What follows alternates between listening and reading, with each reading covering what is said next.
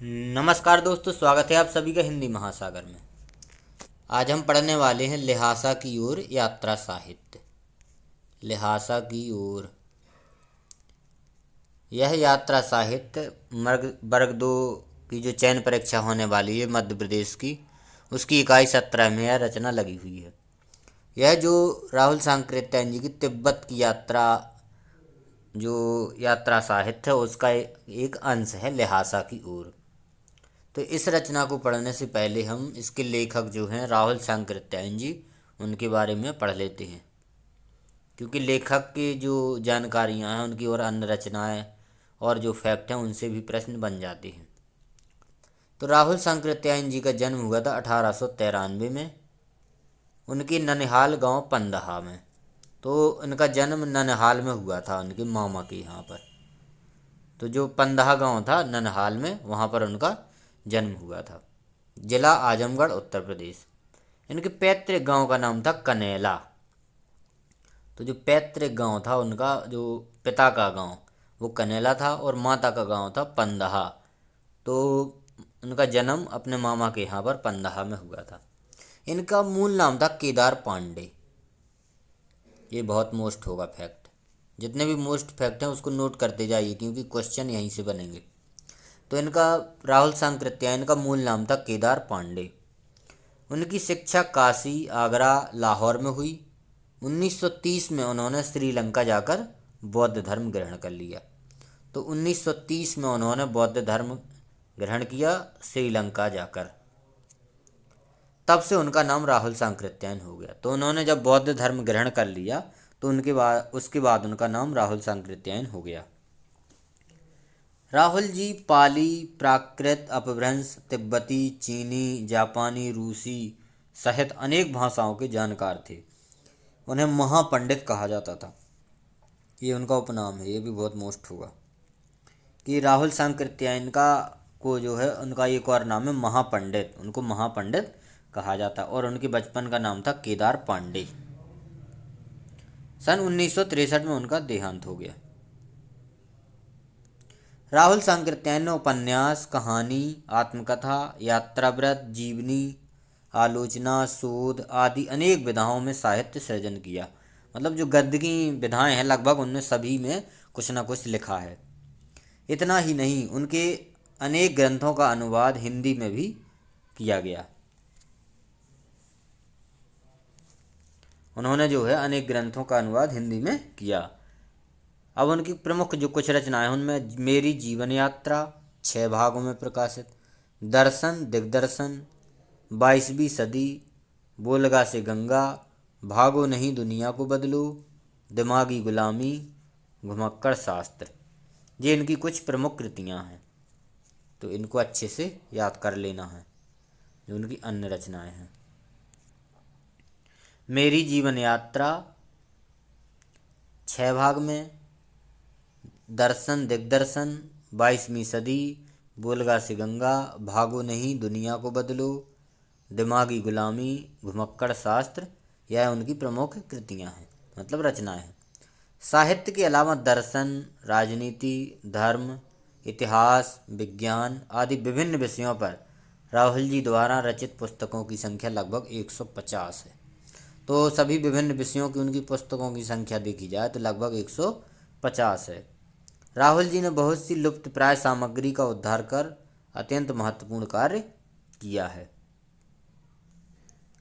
यात्रा व्रत के लेखन में राहुल जी का स्थान अन्यतम है। मतलब यात्रा साहित्य सबसे ज़्यादा जो प्रचलित हुए वो राहुल सांकृत्यायन जी के हुए। उन्होंने घुमक्कड़ी का शास्त्र रचा, उससे होने वाले लाभों का विस्तार से वर्णन करते हुए मंजिल के स्थान पर यात्रा को ही घुमक्कड़ का उद्देश्य बताया। घुमक्कड़ी से मनोरंजन, ज्ञानवर्धन और अज्ञात स्थलों की जानकारी के साथ साथ भाषा एवं संस्कृति का भी आदान प्रदान होता है। मतलब एक जगह से दूसरी जगह जब जाओगे तो उस स्थान के लोगों से मिलोगे तो भाषा का आदान प्रदान होगा और साथ में ज्ञानवर्धन होगा और मनोरंजन भी होगा। तो राहुल जी ने विभिन्न स्थानों के भौगोलिक वर्णन के अतिरिक्त वहाँ के जनजीवन की सुंदर झांकी प्रस्तुत की है। तो जहाँ जहाँ उन्होंने यात्राएं की हैं तो वहाँ के जनजीवन की भी साथ में जो है झांकियाँ प्रस्तुत की हैं, मतलब वहाँ के जनजीवन के बारे में भी वर्णन किया है। जो संकलित अंश है राहुल जी की प्रथम तिब्बत यात्रा से लिया गया है, जो कि ल्हासा की ओर है। वह राहुल सांकृत्यायन जी की प्रथम जो तिब्बत यात्रा थी उसके कुछ अंश लिए गए, जो उन्होंने सन 1929-30 में नेपाल के रास्ते की थी। उस समय भारतीयों को तिब्बत की यात्रा की अनुमति नहीं थी। जब राहुल सांकृत्यायन जी तिब्बत यात्रा गए थे तो उस टाइम पर भारतवासियों को जो है वहाँ जाने की अनुमति नहीं थी। इसलिए उन्होंने यह यात्रा एक भिखमंगे के रूप में छद्म भेष में की थी। तो जो तिब्बत की यात्रा थी उन्होंने भिखमंगे मतलब एक भीख मांगने के वाले व्यक्ति के रूप में की। इसमें तिब्बत की राजधानी ल्हासा की ओर जाने वाले दुर्गम रास्तों का वर्णन उन्होंने बहुत ही रोचक शैली में किया है। इस यात्रा वृतांत से हमें उस समय के तिब्बती समाज के बारे में भी जानकारी मिलती है। तो जो ल्हासा की ओर उनका यात्रा वृतांत है उसमें जो उस टाइम पर तिब्बत का समाज था उसके बारे में भी जानकारी मिलती है। आइए पढ़ते हैं ल्हासा की ओर को। वह नेपाल से तिब्बत जाने का मुख्य रास्ता है। तो नेपाल के रास्ते से तिब्बत जाना है तो ल्हासा की ओर से ही जाना पड़ता है। इस रचना में जो है बहुत सारे जो तिब्बती भाषा के शब्द हैं वो भी आएंगे। फरी कलेक्पोड का रास्ता जब नहीं खुला था, तो एक स्थान का नाम है फरी कलेक्पोड। उस टाइम पर जब वो तिब्बत की यात्रा करने गए थे तो यह रास्ता उस समय पर नहीं खुला था। तो नेपाल ही नहीं हिंदुस्तान की भी चीज़ें इसी रास्ते से तिब्बत जाया करती थीं। यह व्यापारिक ही नहीं सैनिक रास्ता भी था, इसलिए जगह जगह फौजें चौकियां और किले बने हुए थे। मतलब जो यह रास्ता है यह व्यापार के लिए तो उपयोग होता था, साथ में सेना के जो कार्यक्रम होते थे वो जाती थी सेना तो इसी रास्ते से जाया करती थी, जिनमें कभी चीनी पलटन रहा करती थी। आजकल बहुत से फौजी मकान गिर चुके हैं। दुर्ग के किसी भाग में जहाँ किसानों ने अपना बसेरा बना लिया है वहाँ घर कुछ आबाद दिखाई पड़ते हैं। ऐसा ही परित्यक्त एक चीनी किला है, वहाँ चाय पीने के लिए ठहरे। तो वहाँ पर एक जो पुराना किला है चीनी, वहाँ पर जो राहुल सांकृत्यायन जी हैं जो चाय पीने के लिए ठहरे। तिब्बत में यात्रियों के लिए बहुत सी तकलीफ़ें भी हैं, कुछ आराम की बातें भी हैं। वहाँ जाति पाति छुआछूत का सवाल नहीं है। तो तिब्बत में जाति पाति का भाव है, ना ही छुआछूत का, यह मोस्ट फैक्ट है। वहाँ पर औरतें ना ही औरतें पर्दा करती हैं, तो जो पर्दा प्रथा है वो भी तिब्बत में नहीं चलती। तो यहाँ से 3 बातें याद करनी है। एक तो न जाति पाति वहाँ पर चलती है, न छुआछूत चलती है, ना औरतें पर्दा करती हैं। बहुत निम्न श्रेणी के भिखमंगों को लोग चोरी के डर से घर के भीतर नहीं आने देते, नहीं तो आप बिल्कुल घर के भीतर चले जा सकते हैं। मतलब चोरी के डर से जो ज़्यादा ही भिखमंगे लगते हैं कि जो चोर हो सकते हैं तो उनको घर में नहीं जाने देते, वरना आप उनके घर के बिल्कुल अंदर जा सकते हैं। चाहे आप बिल्कुल अपरिचित हों तब भी घर की बहू या सास अपनी झोली में से चाय दे सकते हैं, वह आपके लिए उसे पका देगी। मतलब आप उन्हें चाय का सामान दे दो तो वो आपको चाय बनाकर दे देंगे। मक्खन और सोडा नमक दे दीजिए, वह चाय चौंडी में कूटकर उसे दूध वाली चाय के रंग के मिट्टी के टोंटीदार बर्तन, तो मिट्टी का कैसा बर्तन, टोंटीदार बर्तन में आपको रख के दे देगी। आप उनको मक्खन और सोडा नमक दे दीजिए, वह चाय की चौंडी में कूटकर उसे दूध वाली चाय के रंग के मिट्टी के टोंटीदार बर्तन में रख के आपको दे देगी। यदि आप बैठक की जगह चूल्हे पर से दूर है और आपको डर लगता है कि सारा मक्खन आपकी चाय में नहीं पड़ेगा, तो आप खुद जाकर चौड़ी में चाय मत कर ला सकते हैं। चौड़ी एक जो बर्तन है उसमें वो चाय बनाते हैं। चाय का रंग तैयार हो जाने पर फिर नमक मक्खन डालने की ज़रूरत होती है। मतलब अलग ही तरीके से तिब्बत में चाय बनाई जाती है, इसमें मक्खन नमक पता नहीं क्या क्या डालती हैं। परित्यक्त चीनी किले से जब हम चलने लगे, मतलब जो वह किला था जिसमें ये लोग ठहरे थे चाय के लिए रुकने के लिए, जब वहाँ से चलने लगे तो एक आदमी राहदारी मांगने आया।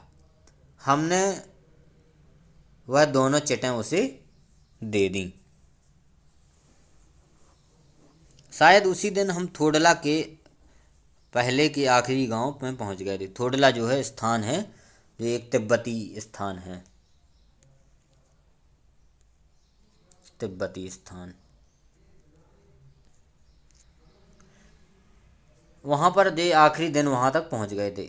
यहाँ भी सुमति के जान पहचान के आदमी थे। सुमति जो लेखक के साथ रह रहा था, जो कि एक मंगोल भिक्षु था, उसका नाम था लोभ जड़ शेख। लेकिन लेखक को यह नाम उसका उच्चारण में दिक्कत होती, तो इसलिए वो लेखक उनको सुमति कहते थे। तो सुमति उनका सहयोगी है लेखक का, इसको याद रखना है।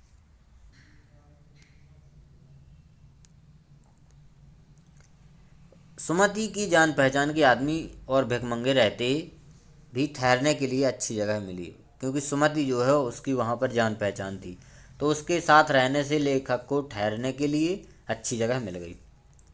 5 साल बाद हम इसी रास्ते से लौटे थे और भिखमंगे नहीं, एक भद्र यात्री के बेस में घोड़ों पर सवार होकर आए थे। तो लेखक 5 साल बाद इसी रास्ते से लौटा था। लेकिन जब गए थे तो भिखमंगे के रूप में, लेकिन जब लौटे थे एक भद्र यात्री के बेस में और घोड़े पर सवार होकर, मतलब एक डिसेंट मैन की तरह। किंतु उस वक्त किसी ने हमें रहने के लिए जगह नहीं दी।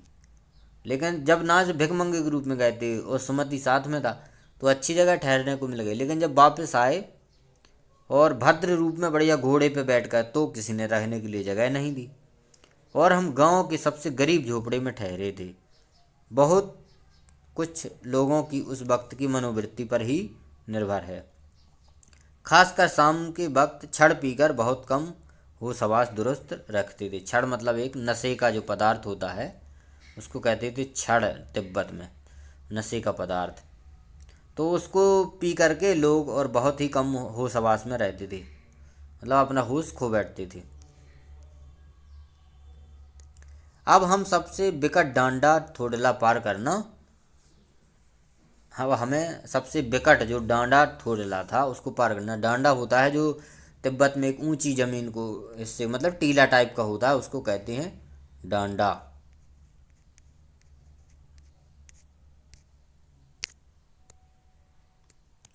तो अब आई थी बारी सबसे विकट स्थान डांडा थोडला को पार करने की। डांडे तिब्बत में सबसे खतरनाक जगहें होती हैं। 16-17 हजार फीट की ऊंचाई होने के कारण उनके दोनों तरफ मीलों तक कोई गांव गिराव नहीं होते। नदियों के मोड़, पहाड़ों के कोने के कारण बहुत दूर तक आदमी देखा नहीं जा सकता। डाकुओं को रहने के लिए सबसे अच्छी जगह होती है। तो जो डांडा होते हैं वहाँ पर डाकुओं का भी निवास होता है, क्योंकि वहाँ पर आसपास में कोई गांव नहीं होते, इसलिए वहाँ पर डाकुओं का भी भय बना रहता था। तिब्बत में गांव में आकर खून हो जाए तब तो खूनी को सजा भी मिल सकती है, लेकिन इस निर्जन स्थानों में मरे हुए आदमियों के लिए कोई परवाह नहीं करता। सरकार, खुफिया विभाग और पुलिस पर इतना खर्च नहीं करती, और वहाँ तो गवाह भी कोई नहीं मिल सकता। डकैत पहले आदमी को मार डालते हैं, उसके बाद देखते हैं कि उसके पास कुछ पैसा है या नहीं। मतलब वहाँ के जो डकैत हैं पैसे पहले आदमी को पहले ही मार देते, उसके बाद उसकी तलाशी लेते हैं कि इसके पास कुछ है पैसा ऐसा कि नहीं है। मतलब पहले पैसे नहीं लेंगे, पहले ही मार ही देंगे। हथियार का कानून ना रहने के कारण यहाँ लाठी की तरह लोग पिस्तौल बंदूक लिए फिरते, मतलब हथियार का जो कानून वहाँ पर नहीं चलता। तो जैसे लोग लाठी लिए रहते, वैसे ही यहाँ के लोग बस पिस्तौल और बंदूक को लिए फिरते हैं। डाकू यदि जान से ना मारें तो खुद अपने प्राणों का खतरा रहता है। गांव में हमें मालूम हुआ कि पिछले ही साल थोडला के पास एक खून हो गया। शायद खून की हम उतनी परवाह नहीं करते, क्योंकि हम भिखमंगे थे। जहाँ कहीं वैसी सूरत देखते, टोपी उतार जीभ निकाल कुची कुची, कुची कुची का मतलब होता है दया दया, 1 पैसा की भीख मांगने लगते थे। तो जहाँ पर भी लेखक को खतरा होता था, लगता था कि कोई लूटने वाला है या कुछ भी ऐसे, तो कुची कुची मतलब तिब्बत में दया दया को कहते हैं। तो वो 1-1 पैसा की भीख मांगना शुरू कर देते। अब जब हम स्वयं बेकारी हैं तो हमसे कोई क्या ही लूटेगा। इस बेस में वो गए थे। लेकिन पहाड़ की ऊंची चढ़ाई थी, पीठ पर सामान लाद कर कैसे चलते। अगला पड़ाव 16-17 मील से कम नहीं था। मैंने सुमति से कहा कि यहाँ से लड़कोर तक के लिए 2 घोड़े कर लो और सामान रख लेंगे और चढ़ लेंगे। मतलब जब उस ऊंचे टीले को पार करने के बाद जो अगला पड़ाव था वह 16 से 17 मील के लगभग था। तो सुमति जो लेखक का साथी था उसने लेखक जी ने कहा कि लड़कोर के लिए 2 घोड़े को कर लो। 2 घोड़े कर लेंगे तो उन पर सामान भी रख लेंगे और साथ में उन पर चढ़ भी लेंगे, मतलब बैठ भी जाएंगे। दूसरे दिन हम घोड़ों पर सवार होकर ऊपर की ओर चले। डांडे से पहले एक जगह चाय पी और दोपहर के वक्त डांडे के ऊपर जा पहुँचे। हम समुद्र तल से लगभग 17 से 18 हज़ार फीट ऊंचाई पर थे। तो जब वो डांडे के ऊपर जा पहुँचे तो वहाँ पर ऊंचाई इतनी थी, लगभग समुद्र तल से देखी जाए तो 17 से 18 हज़ार फीट ऊंचा वह स्थान था। हमारी दक्षिण तरफ पूरब से पश्चिम की ओर हिमालय के हजारों श्वेत शिखर चल रहे थे। भीटे की ओर देखने वाले पहाड़ बिल्कुल नंगे थे। भीटे मतलब होता है टीला।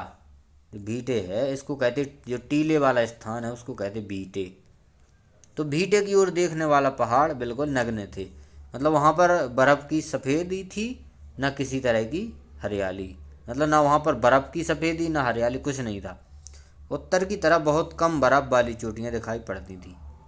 सर्वोच्च स्थान पर डांडे का के देवता का स्थान था, जो पत्थरों के ढेर, जानवरों के सींगों और रंग बिरंगे कपड़ों की झंडियों से सजाया गया था। तो वहाँ पर एक जो सबसे ऊंचा स्थान था डांडे का, वहाँ पर एक देवता का भी स्थान था।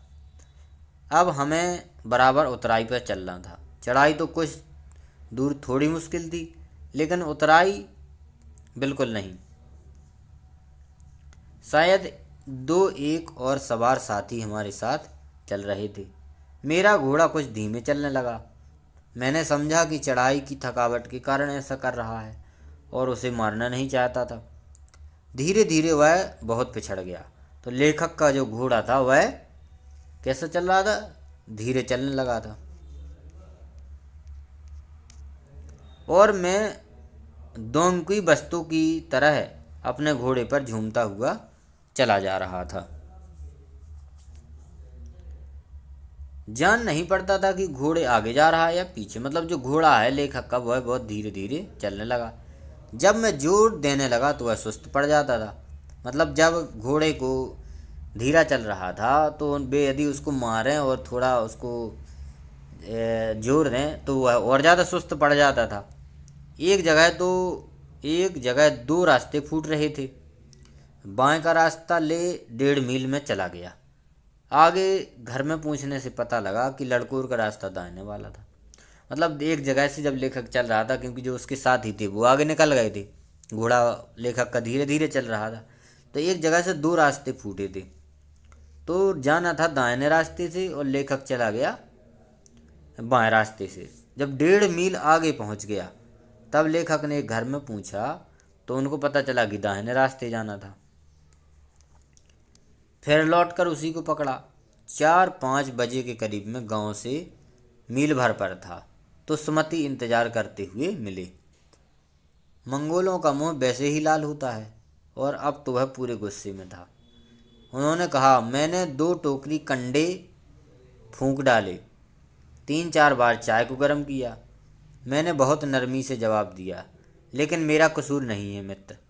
देख नहीं रहे हो कैसा घोड़ा मिला है मुझे। मैं तो रात तक पहुंचने की उम्मीद रखता था। खैर सुमति को जितनी जल्दी गुस्सा आता था उतनी ही जल्दी वह ठंडा भी हो जाता था। लड़कोर में वह एक अच्छी जगह पर ठहरे थे। यहाँ भी उनके अच्छे यजमान थे। पहले चाय सत्तू खाया, रात को गर्मा गर्म थुक्का मिला। तो सत्तू जो होता है वो चने का जो होता है और कुछ और इसमें जो पदार्थ होते हैं उसको मिला करके वो सत्तू बना देते। और थुक्का जो है यह एक तिब्बती है। इसमें सत्तू में जो है और मांस और हड्डी मिला करके पता नहीं वो बनाते थे।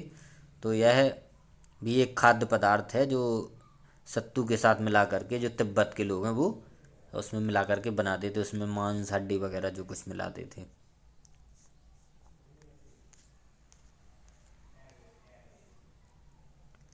अब हम तिडरी के विशाल मैदान में थे। तिडरी एक स्थान है जो पहाड़ों से घिरा हुआ टापू सा मालूम होता था, जिसमें दूर एक छोटी सी पहाड़ी मैदान के भीतर दिखाई पड़ती थी। उसी पहाड़ी का नाम है तिडरी समाधि गिरी। तो उस पहाड़ी का नाम क्या है? तिडरी समाधि गिरी। आसपास के गांव में भी सुमति के कितने ही यजमान थे। कपड़े की पतली पतली चिरी बत्तियों से गंडे खत्म नहीं हो सकते थे, क्योंकि बोध गया से लाए कपड़े के ख़त्म हो जाने पर किसी कपड़े से बोध गया का गंडा बना लेते थे, लेकिन वो अपने यजमानों के पास जाना चाहते थे। मैंने सोचा यह तो हफ्ता भर उधर ही लगा देंगे, मतलब जो सुमति थे वो अपने जो उनके यजमान थे उनके पास जाना चाहते थे। तो लेखक ने सोचा कि यदि ये गए तो हफ्ता भर वहाँ ही लगा देंगे। मैंने उससे कहा कि जिस गांव में ठहरना हो उसमें भले ही गंडे बांट दो, मगर आसपास के गांव में मत जाओ।